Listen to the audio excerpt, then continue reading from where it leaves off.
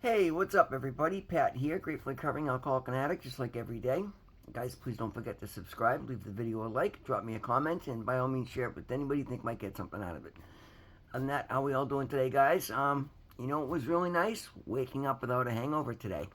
Been that way for, 15 months without a drug hangover, 25 years without an alcohol hangover, and, being St. Patrick's Day yesterday, I was thinking about that today, and how many people are just miserable this morning, and I was off to the gym having a grand old time.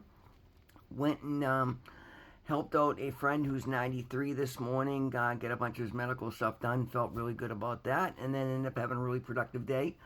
One of the jobs we're doing some remodeling at ended up needing to have a bunch of outlets moved, so I did a bunch of wiring today, and I had a great day, guys. So, it's a beautiful day. And it's a beautiful day because I stay clean every day, no matter what, and I stay clean on the days that are good and the days that are bad. Now, we're gonna talk about that in the reading today. And one thing I notice is literally I've been having so many good days because I've trained myself to cut out the noise, to live recovery, to be grateful. So I mean, that's something I think is very important. It's a big part of my message that you can overcome and change your outcome by changing your outlook. But that being said, I still embrace recovery when I'm having a bad day, and I've had a couple of hotter days, but honestly, I can't really say I've had a terrible day in recovery. Not to say that's not to be expected. Things are going to happen. People get sick. Unfortunately, people die. I've been through deaths in recovery.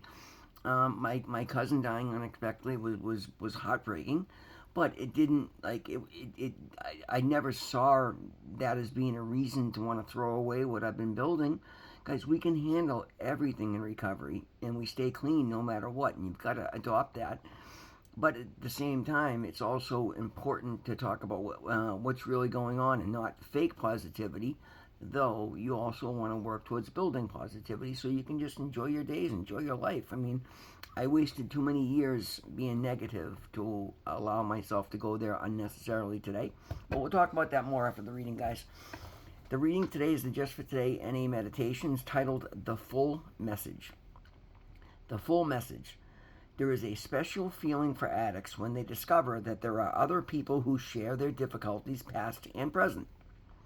The wealth of our recovery is too good to keep for ourselves. Some of us believe that when we talk in meetings, we should remember the newcomer and always try to carry a positive message. Of course, but sometimes the most positive message we can carry is that we are going through difficult times in our recovery and we are staying clean in spite of them. Yes, it's gratifying to send out a strong message of hope to our newcomers. After all, no one likes a whiner. But distressing things happen, and life on life's terms can send shockwaves even through the recovery of a longtime member. If we are equipped with the tools of the program, we can walk through such turmoil and stay clean to tell the tale. Recovery doesn't happen all at once. It's an ongoing process. Sometimes it's a struggle. When we dilute the fullness of our recovery message by neglecting to share about the tough times we may walk through, when we dilute the fullness of our message by neglecting to share about the tough times we may walk through on our journey, we fail to allow newcomers the chance to see that they too can stay clean no matter what. If we share the full message of our recovery, we may not know who benefits, but we can be sure someone will. And the affirmation is just for today. I will honestly share both the good times and the difficult times of my recovery. I will remember that my experience walking through adversity may benefit another member. And guys, forgive me there. I occasionally forget to use punctuation, and I have such a long sentence. I don't have enough breath to get it out because I forgot to put a comma in there. So bear with me. Progress, not perfection. It's one of the things I used to be incredibly terrible at, and I noticed today through my writing that I've seen, again, and this is just a small example of what the beauty of journaling and writing and paying attention is. I was so guilty of that. I see that now as I'm trying to read, because I write out the readings. I read them off the screen. I write them out for myself to absorb them better, and then I read them back on the video. Just my process. And I see that, and it's made me a better person, because now I see all these people I've been texting for years and just writing one big paragraph or a paragraph that was one big sentence. It must have been brutal to try to understand. I see it now and I've improved upon it because I see it. And that's the thing, guys. Just side message before we get into the reading. Paying attention will bring things to your knowledge that you will miss otherwise. Like, and just makes you a better person. Period. Now, that being said, it's very important, guys. Yes, of course, and particularly myself. I'm a very upbeat and positive person, so I tend to carry a very positive message. I make sure, for myself, I notice the difference in myself from being so negative and so full of despair to being so happy and able to just take things and not let them interfere with my happiness, my joy.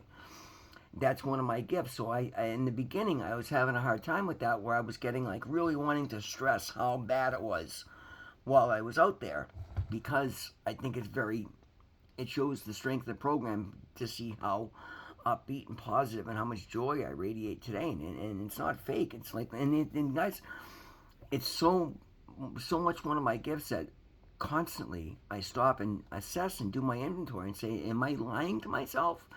Am I really this happy, or am I just telling myself I am? And at the end of the day, the answer every single time is no. I'm really this happy. Because I work this program, I'm able to look at how I was living and then compare it to how I'm living today. And at the end of the day, it brings me joy every minute of every day. And again, don't get me wrong. I get irritated with people. I deal with traffic. I deal with, occasionally an unreasonable tenant, or just life on life's terms, an idiot in the grocery store, or whatever. But the thing of it is, because I've done so much internal work to not let those things get to me, that I don't. I just accept. I can't control everybody. I'm not here to control everybody. If I can be helpful to somebody, I'll bring something to somebody's attention. If somebody's putting somebody else in danger, I'll step right in. And the beauty of that is, working a program, I can have the courage of my convictions, and it's hard to say that I'm cocky, but I'm not somebody. When you know you're right and you're doing something for the right reason, and you've walked as far as I have, I don't always look like a big cuddly teddy bear. So if someone's oppressing somebody else and I see her abusing somebody else, and I step in, I bring a quiet truth with me that tends to, and again, I'm not saying I'm going to go, somebody's carjacking somebody, I hope I'm not going to jump in front of a gun, but my point being is, guys, when I speak up, because I try to live a humble, quiet power. And not even power, but there's a power that comes with living clean and living right. And when I put somebody in their place, for some whatever reason, people usually just, because again, I'm not one to be loud and boisterous. So if I do, if my adrenaline does get pumping, it usually people tend to take notice of it, and it's because I don't know why, because they do, okay? Because I work my program. But again, my point being, even when that happens, I'm able to walk away. As a matter of fact, I talked about a couple weeks ago when somebody really pissed me off, and I started screaming at him over the phone in the Home Depot to put him in his place because he was being ridiculous. It happened, and I was like fired up. And literally, immediately afterwards, I realized I'm screaming in the Home Depot. I hung up the phone, and I just started laughing. I waved at him, like, oh, I haven't got mad like that in a while. And just chuckled and smiled and walked away. And legitimately, like, it didn't stay with me. And that's the difference today, guys. Like, in the past, like so many other addicts, there'd be so much stress of trying to manipulate your way through the day, not getting what you wanted. And again, it's because I was expecting ridiculous results that there's no way they could work out. And then I would, instead of admitting why I was angry, I would put it off on anything would become the, anything I see in front of me, I could use an excuse for the rage that I had inside of me. And I would carry that negativity with me all throughout the day. I don't do that today because, again, I've done the work. I stopped and looked at when I took my early inventories, I realized like these were all things I was doing in addiction, and I didn't want to carry them with me into recovery. Recovery is a beautiful thing when you do it right, guys. It's an opportunity to have a fresh start and a clean slate.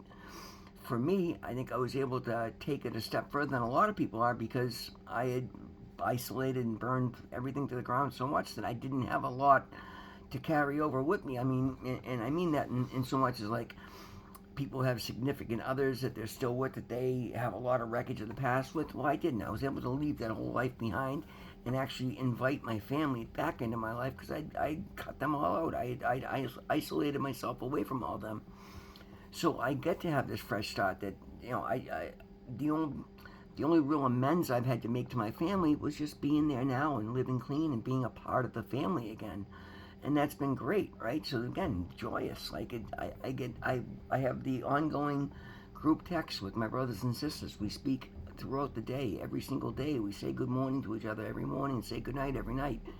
That brings me immense joy, laughing and joking and just the sarcasm and the Irish family fun that we have, picking on each other, and they pick on me and they laugh at me, and when we do something silly, we'll tell each other over text. Like when I stepped in my truck that day and the running board ripped off. Like in the old days, I'd have been all pissed off. I thought it was hilarious because I knew it was rotting out. I knew it was inevitable. When I stepped on it and the thing ripped and fell to the ground, I made a joke with my family about it. Instead of being all pissed off, oh, this happened, my poor truck, it's the winter, it's this, blah, blah, blah. No, I laughed and said, well, I guess I'm gaining too much weight. I just stepped on my running board and it ripped off the truck. Like, it's perspective, guys. And again, don't fake it. If you're struggling, admit you're struggling. Share, talk openly. But do it in a manner that you stay clean. Don't use it as an excuse to go use, because it's not. There's no excuse to go use. We're in recovery now, guys. We stay clean no matter what. And when you walk through the pain and the turmoil, you gain experience, you gain wisdom, you gain confidence that you're able to handle any situation. If you don't do it honestly, then you're just using it as an excuse, and that means you've had a reservation in your program. You have work to do. Guys, I'm not saying every day is going to be like living in Aruba, because it's not.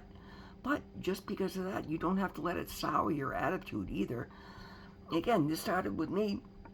I remember it was like maybe the third week I was in rehab, and I was just trying to get into the idea that I had to really do these things, that these things were action steps, not something you thought about, but you actually do the work. And they talked about a gratitude list, and again, I was starting to feel pretty plugged in with my higher power. I was starting to have some hope that I was going to actually be able to do this time around. So I started a gratitude list for the first time ever, and I was shooting to see if I could come up with 10 things. And 45 minutes later, I'm breaking 100 things, and they were all stupid little things. But it showed me that my mind was working in the right place. And literally, when I was done with that list, I just felt good. Like I had this warm, fuzzy feeling that, yeah, I do have a lot to be grateful for. I'm alive. I get a roof over my head. I still have a home to go back to. Like all these things that I would have taken for granted, I now looked at in a positive light. And again, so I started doing that regularly. And that's the beauty of the program, guys. I know I'm kind of going back and forth with this message. The idea of this reading is we go in, we share openly and honestly. Don't go in and make it a gripe fest, right? If you're struggling, share your struggle. But then also make sure you bring the message with it, which is, yes, I'm struggling, but no, I don't want to use drugs. Or no, I didn't, even if you might have thought about it. But no, I didn't get high. And now I see that I can get through this without getting high. That's the message. And that's what we want to convey in a meeting when you're having a hard time. Now, for me, like I said, I've just come to embrace my life. I like the person that I'm turning into or that I'm finding in sobriety. I love the opportunities. I love seeing that I'm actually capable and I can be successful. I can have future opportunity. I know I'm not doing everything perfectly. I've tried to learn to put my needs first, and I know I'm pushing myself further. I've done incredibly well this year. And these last 14 months, I've taken one weekend away to the Cape and just sat on the beach, and that was amazing, right? But I know I should be doing more than that for myself. I should probably be spoiling myself a little more than I am. But again, I balance that out with, well, what are my priorities? My priorities are building my business for the long term, saving money so I can purchase rental property so that I have a retirement plan in the next 10 years. Well, okay, and when I start to burn out, I take a nap. Like today was a prime example. I had spoken to somebody last night, and I knew the first thing I had to do was do some office work for my friend Doug, and that wasn't until 9 o'clock. So I get up this morning, and I was exhausted. It was a long, windy, rainy day yesterday. Again, and even though this has been a lighter week, I still work hard. I was tired, so I stayed in bed till 8. And I get up and I did the office work, and then I went to the gym, and then I went out and had a fully productive day. And again, I'm home 6:30 now, So I didn't get in until 5. Normally I would have been in about 3:30 had I not done it the way I did, but that's okay.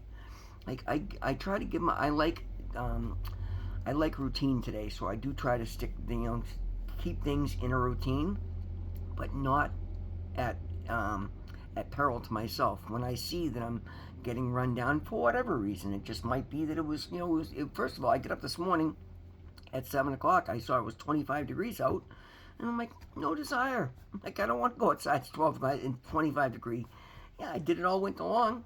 I was out when it was 5 degrees, but you know what? It's springtime now, and if I had something I had to go answer to, then I would have, but I didn't, so I stayed in bed and broke my routine. So like, there's a flexibility to things, and and that's the thing, guys. When you work your program day in and day out, you'll start to see what matters in the moment, and those things will change in the moment.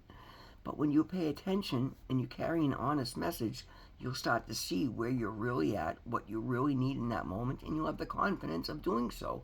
And again, I don't do so at the peril of anybody else, and I'm not taking away from anybody else. When somebody calls me and there's an emergency, it doesn't matter. It's 3 in the morning. I get up and I go deal with it. But when I have a quiet moment, I don't have anything I have to answer to, and I feel like staying in bed for an hour, I stay in bed for an hour.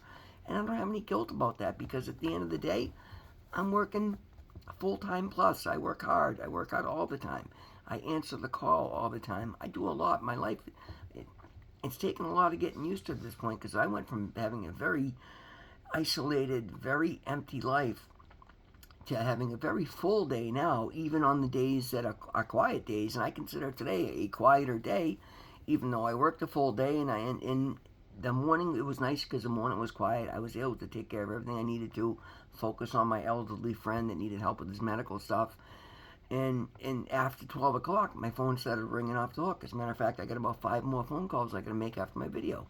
And even that used to drive me crazy. That I get to take in stride today, because again, it's just showing me that I'm booked and busy, that I'm sought after, and that I'm successful. Like, when I struggle, I do talk open and honestly about it, but I also notice, because I listen in meetings, and this is part of what makes me feel so blessed, is I don't struggle as much as a lot of people today. And I know why. It's because I've invited my higher power into my life, and I've done so to the heart, to my core, because I've worked hard to train myself to look for the positive and then enjoy and focus on that. And it's worked so much better than I ever would have believed. And that's why people tell me all the time that I make things look easy. I'm doing the same thing everybody else is, guys, but I'm looking at it in the right light, and I'm looking at it in gratitude, because every day of my recovery is a gift. My worst day sober is a million times better than my best day in addiction. There's no two ways about it. But at the end of the day, when I'm struggling and I'm juggling a lot, I talk openly and honestly about it. Prime example is when I had that surgery. That was tough. I was in a lot of pain. I was a little concerned. I'd never had surgery before. I didn't know if I was going to be out of work for 6 weeks. I was just starting to get, I literally was like 2 months into the business, so I didn't have a lot of savings set up at that point. I didn't know if I was going to lose the little bit that I had. But again, I didn't let that overwhelm me. I took it one step at a time. And because I did, and I did so in blind faith, and because I was doing good things in my community, people started reaching out. Doug called me and offered me to let me do office work for 2 weeks to make sure I still was bringing money in while I was healing. When you do good things, guys, good things will happen. They'll come from directions you never see. So you don't have to worry about it so much. All you got to worry about is doing your part. Carrying a true, honest message. Right? If you're struggling, speak about it. But remember, we end it with, but I'm able to do it today and stay clean. Because that is the best message you can give any newcomer. Because you know they're dealing with a lot. We all do in the early days. And the most important thing to you don't want to blow sunshine up somebody's ass and make them think it's going to be, life on the beach every day. No, you let them know life still happens. But you learn to do it, and you learn to do it clean. And it's better every time you do. Guys, that's the message today. Thank you so much for being here with me. Always remember, God loves you. I love you. We'll see you in the next one.